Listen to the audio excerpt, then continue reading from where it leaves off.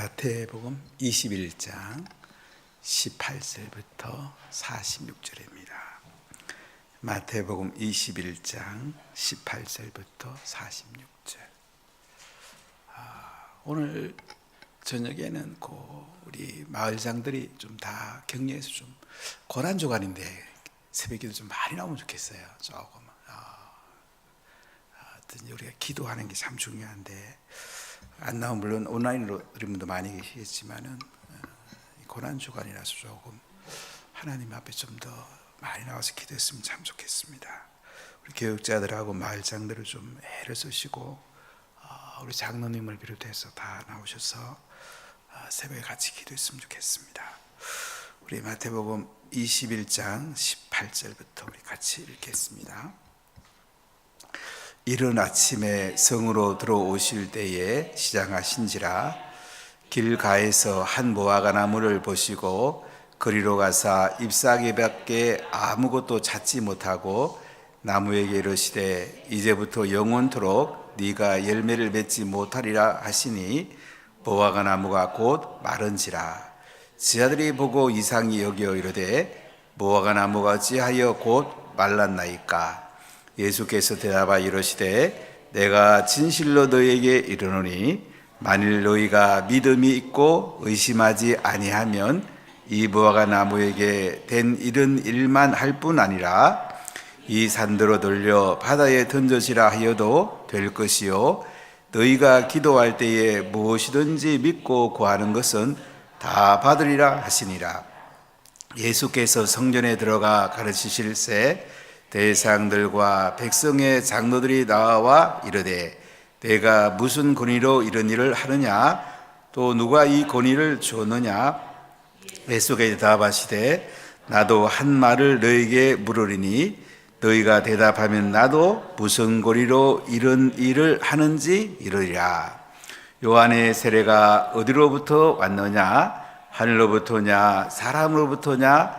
그들이 서로 의논하여 이르되 만일 하늘로부터라 하면 어찌하여 그를 믿지 아니하였느냐 할 것이요 만일 사람으로부터라 하면 모든 사람이 요한을 선자로 여기니 백성이 무섭다 하여 예수께 대답하여 이르되 우리가 알지 못하노라 하니 예수께서 이르시되 나도 무슨 권위로 이런 일을 하는지 너희에게 이르지 아니하리라. 그러나 너희 생각에는 어떠하냐? 어떤 사람에게 두 아들이 있는데 맏아들에게 가서 이르되 예 오늘 포도원에 가서 일하라 하니 대답하여 이르되 아버지 가겠나이다 하더니 가지 아니하고 둘째 아들에게 가서 또 그와 같이 말하니 대답하여 이르되 실소이다 하였다가 그 후에 뉘우치고 갔으니 그 둘 중에 누가 아버지의 뜻대로 하였느냐. 이르되 둘째 아들이니이다. 예수께서 그들에게 이르시되 내가 진실로 너희에게 이르노니 세리들과 장로들이 너희보다 먼저 하나님 나라에 들어가리라. 요한이 의의 도로 너희에게 왔거늘 너희는 그를 믿지 아니하였으되 세리와 장로는 믿었으며 너희는 이것을 보고도 끝내 뉘우쳐 믿지 아니하였도다. 다른 한 비유를 들으라. 한 집 주인이 포도를 만들어 산울타리로 두르고 거기에 접자른 틀을 만들고 망대를 짓고 농부들에게 새로 주고 타국에 갔더니 열매 거둘 때가 가까움에 그 열매를 받으려고 자기 종들을 농부들에게 보내니 농부들이 종들을 잡아 하나는 심히 때리고 하나는 죽이고 하나는 돌로 측근을 다시 다른 종들을 처음보다 많이 보내니 그들에게도 그렇게 하였는지라. 후에 자기 아들을 보내며 이르되 그들이 네 아들은 존대하리라 하였더니 농부들이 그 아들을 보고 서로 말하되 이는 상속자니 자 죽이고 그의 유산을 차지하자 하고 이에 잡아 포도원 밖에 내쫓아 죽였느니라. 그러면 포도원 주인이 올 때에 그 농부들을 어떻게 하겠느냐. 그들이 말하되 그 악한 자들을 진멸하고 포도는 제때에 열매를 바칠 만한 다른 농부에게로 새로 줄지. 예수께서 이르시되 너희가 성경의 건축자들이 버린 돌이 모토기의 머릿돌이 되었나니 이것은 주로 말미암아 된 것이요 우리 눈에 기이하도다 함을 읽어 본 일이 없느냐. 그러므로 내가 너희에게 이르노니 하나님의 나라를 너희는 빼앗기고 그 나라의 열매 맺는 백성이 받으리라. 이 돌 위에 떨어지는 자는 깨지겠고 이 돌이 사람 위에 떨어지면 그를 가루로 만들어 흩으리라 하시니, 대상들과 예수의 비유를 듣고 자기들을 가리켜 말씀하신 줄 알고 작고자 하나 무리를 무서워하니 이는 그들이 예수를 선자로 알미였더라. 아멘. 오늘 말씀은 이제 화요일 날 예수님이 예루살렘 성전에 들어가시면서 무화과 나무에서 열매를 찾았는데 열매가 없어서 나무를 저주한 이야기를 시작하고 있습니다. 예수님은 주일에 예루살렘에 입성하시게 됩니다. 사람들이 손에 종려가지를 들고 예수님을 환영하면서 호산나 다윗 사슬이라고 호산나 하면서 예수님을 찬양했습니다. 베다니 가서 주무시고 화요일 날은 예수님께서도 예루살렘을 올라오십니다. 성전에 들어가니까 돈 바꿔주는 환전상하고 재물 드리는 것을 파는 비둘기 파는 사람들, 양 파는 사람들의 상을 둘러 엎게 됩니다. 원래 이제 이스라엘 백성들이 먼 거리 쏟아보면 흠없는 재물을 드리려면 예루살렘에 와서 이제 사는데 기드론 골짜기에서 팔았는데요. 가야바라는 대상이 이제 이방인들까지 와서 팔도록 허락해 줍니다. 이권을 챙겼다는 거죠. 그러고는 이제 대상들이나 사례되는 공회 의원들이 돈을 받아 먹은 거죠. 이것을 예수님은 둘러 엎으면서 내 집은 기도하는 집이다. 만민이 기도하는 집이라 그러면서 너희가 강도의 구례를 만들었도다. 이렇게 예수님께서는 월요일은 성전을 정화합니다. 우리가 교회에 나와서 기도하는 거 너무너무 중요합니다. 우리 교회는 365일 24시간 늘어오니까 늘 와서 좀 기도하면 좋겠어요. 기도하면 하나님이 일하시고요. 기도 안 하면 내가 일하는 게 얼마나 힘듭니까? 기도하면 고민할 게 뭐가 있습니까? 염려할 게 뭐가 있어요? 여러분, 염려할 시간이 있으면 기도하십시오. 하나님의 여러분의 삶을 이끌어가도록 가장 행복한 삶을 사십시오. 행복한 삶은 기도에서 시작이 됩니다. 고난을 이길 힘이 기도에서 나오게 됩니다. 근데 예수님이 또 월요일날을 베다니 가서 유하시고요, 나사로와 마리아와 마르다의 집에서 유하셨습니다. 그리고 화요일날 이제 또 성으로 들어오세요. 아침 식사를 안 하시는지 상당히 시장하셨다고 그래요. 그래 보니까 이제 무화과 나무 찾아보니까 잎사귀밖에 없는 거예요. 열매를 따먹어야 이제 배가 부를 거 아니에요. 그래서 예수님이 이 무화과를 저주합니다. 이제부터 영원토록 네가 열매를 맺지 못하리라. 그랬더니 무화과 나무가 마르게 됩니다. 근데 마가복음의 그 기사랑 같이 읽어보면 마가복음은 예수님이 월요일날 무화과 나무를 저주했다고 그랬어요.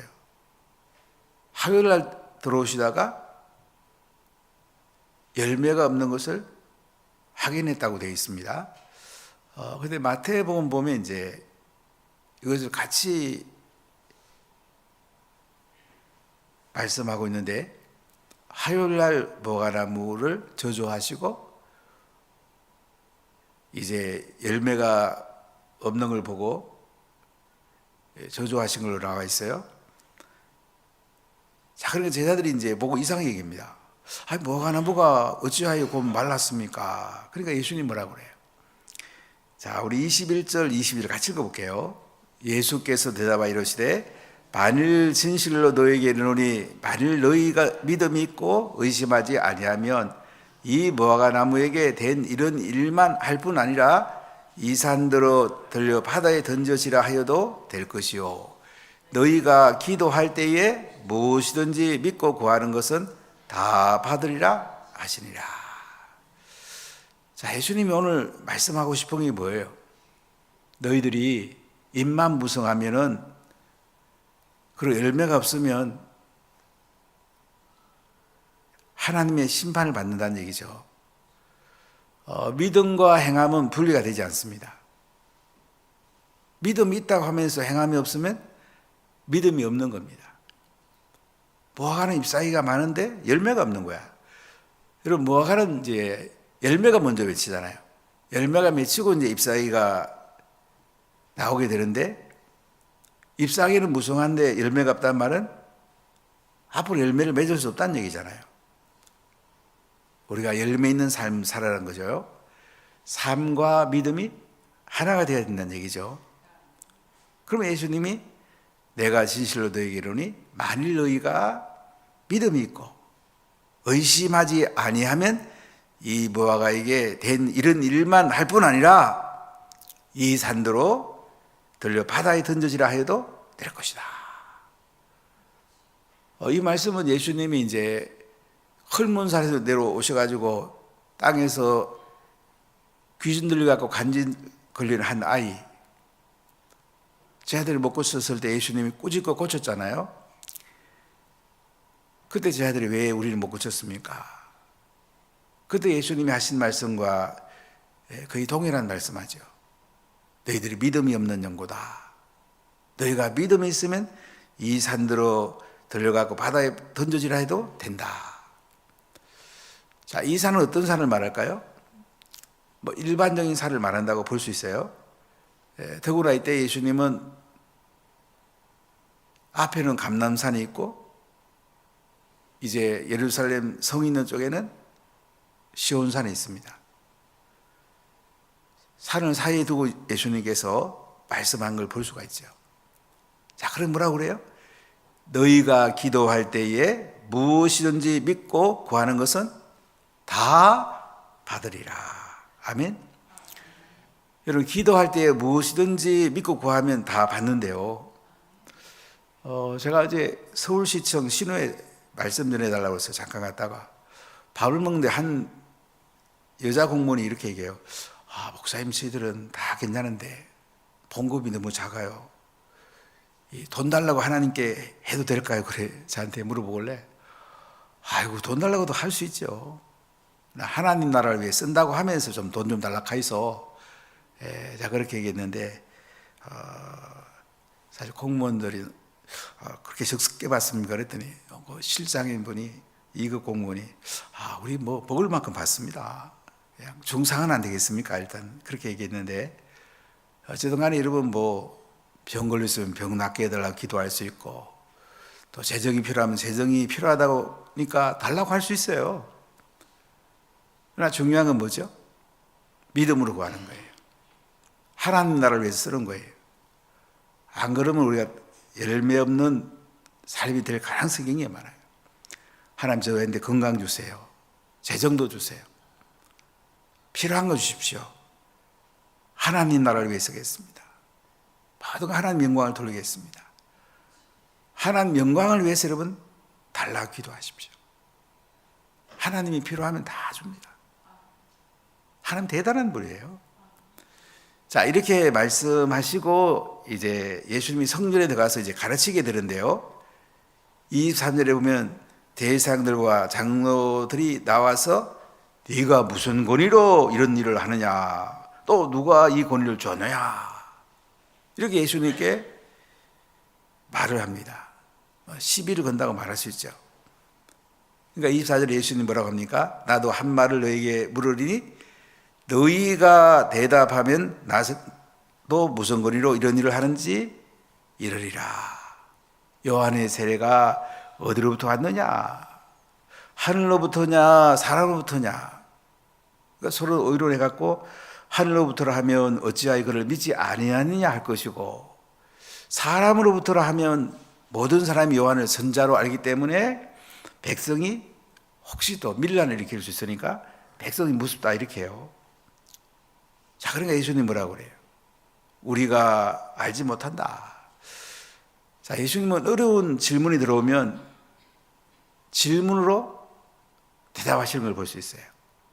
이게 랍비들의 그 당시에 토론 방식입니다. 하브르타죠, 하브르타. 여러분, 우리가 이제 계약 같은 거 할 때에 상대방의 패를 먼저 보여주세요 하는 게 좋아요. 내 얘기보다는 어떻게 하는 게 좋겠습니까? 이게 지혜죠. 물론 지식의 연사가 있어서 상대방의 것을 깨뚫어 보면 더 좋겠고요. 오늘 예수님은 대장들과 장로들이 무슨 거리로 가르치냐 그러면 예수님은 세례요한 얘기하면서, 그럼 세례요한의 고리는 어디서 왔냐? 하늘부터 왔다 그러면 왜 니들 안 믿니? 그럴 거고, 사람들도 왔다 그러면 또 백성들이 세례요한을 선자로 알기 때문에 또 어려운 일이 생길 것이고. 자, 그래서 예수님은 뭐라고 대답합니까? 나도 무슨 거리로 이런 일을 하는지 너에게 이러지 아니하겠다. 굉장히 지혜로우시죠, 그죠? 수루도하다고 그럴까요?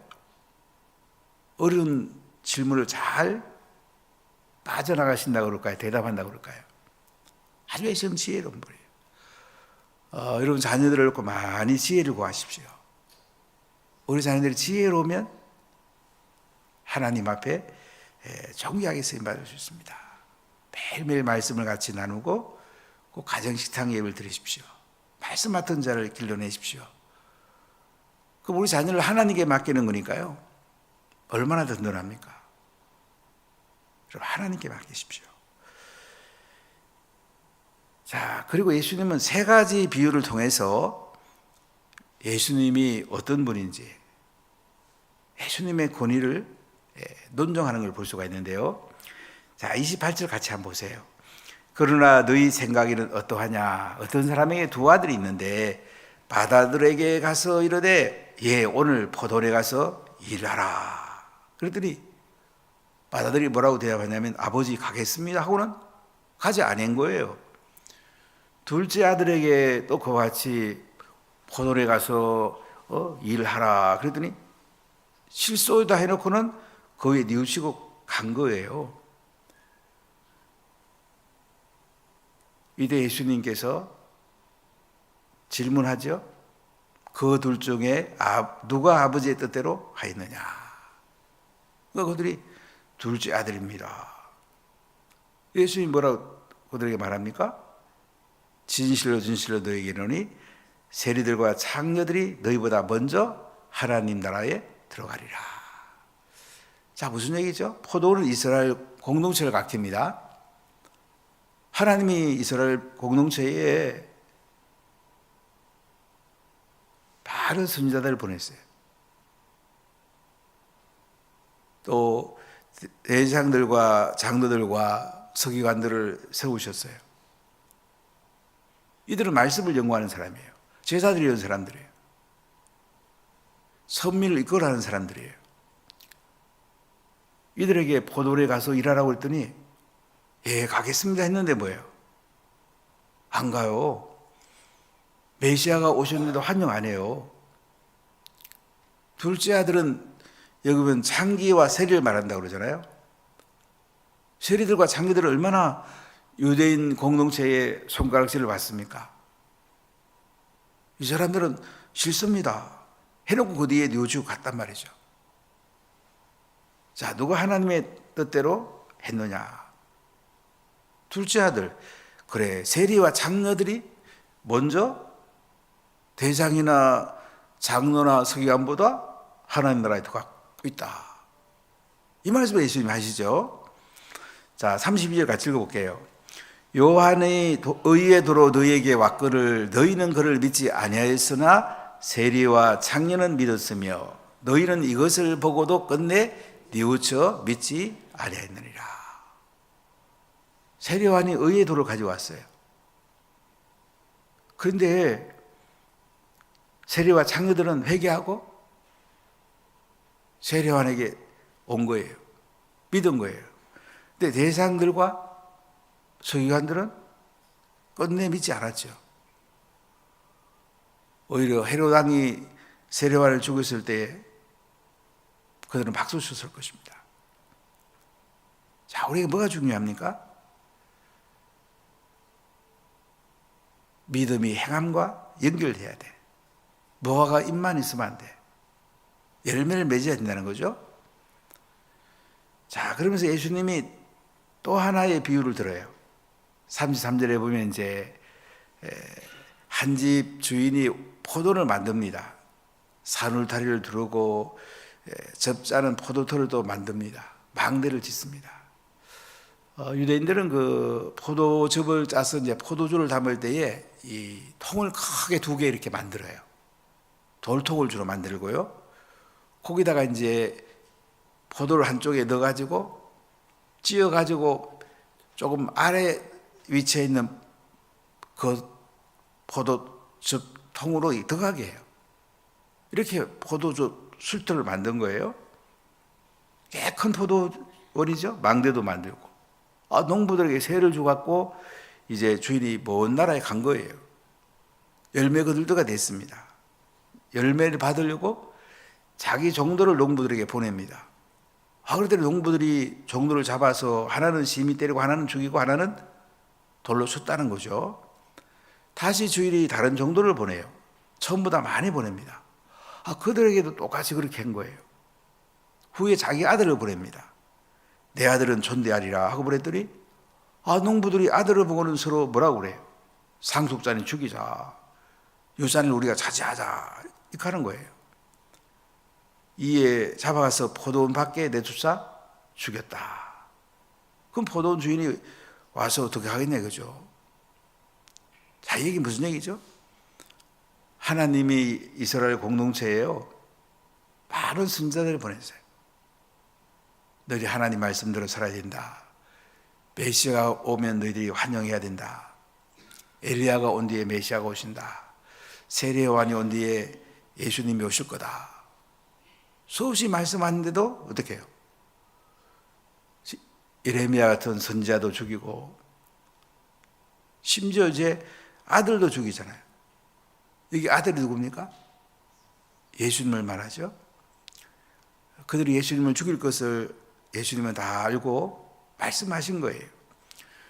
그 포도원 주인이 올 때에 그 농부를 어떻게 하겠냐. 포도원 주인은 하나님이죠. 하나님 오시면 그만두겠냐 이거죠. 자, 41절 볼까요? 그들이 말하되 그 악한 자들을 진멸하고 포도원은 제때에 열매를 바칠 만한 다른 농부들에게 새로 줄지니라.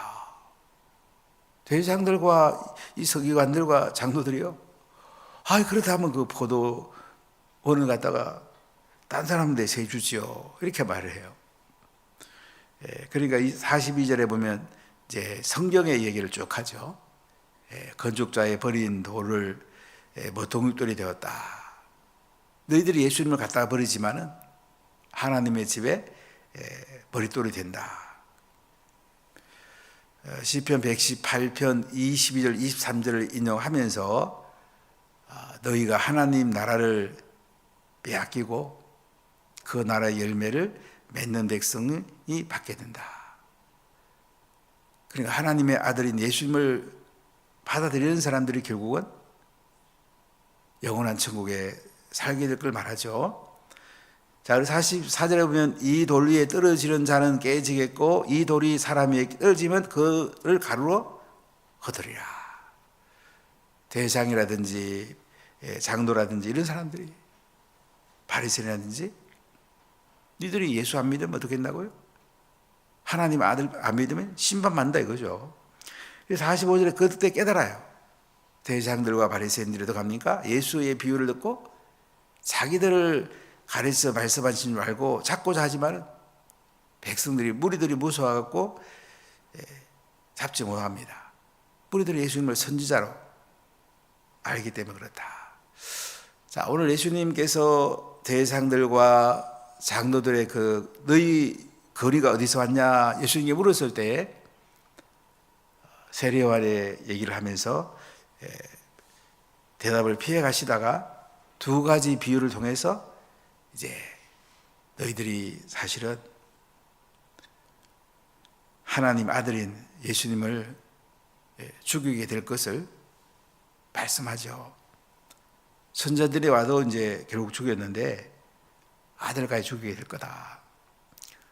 예수님의 십자가에 돌아가실 것을 예수님께서 말씀하는 걸 볼 수가 있습니다. 참 하나님의 은혜죠. 우리는 예수님을 알아본다는 것도 이게 대단한 겁니다, 여러분. 예수님을 알아본다는 게 정말 대단한 거잖아요. 예수님이 구세주가 되시고 왕이 되시고 하나님의 아들을 내시고 완전한 사람의 아들로 우리가 손에 종려가 들고 환영한다. 정말 대단한 거죠. 이보다 더 큰 은혜가 어디 있겠습니까? 이 예수님을 만나는 것이 제일 큰 복이죠. 오늘도 십자가에 이제 곧 지고 가시게 될 텐데 화요일에도 예수님은 십자가 지기 전에 이렇게 천국 말씀을 전합니다. 반대파에게도 가르치고 지하들에게도 말씀하고 계세요. 우리가 말씀으로 살아야 되지 않겠습니까? 우리 자녀를 말씀으로 지하 삼아야 되지 않겠습니까? 이게 제일 큰 은혜가 되는 것입니다. 기도하겠습니다.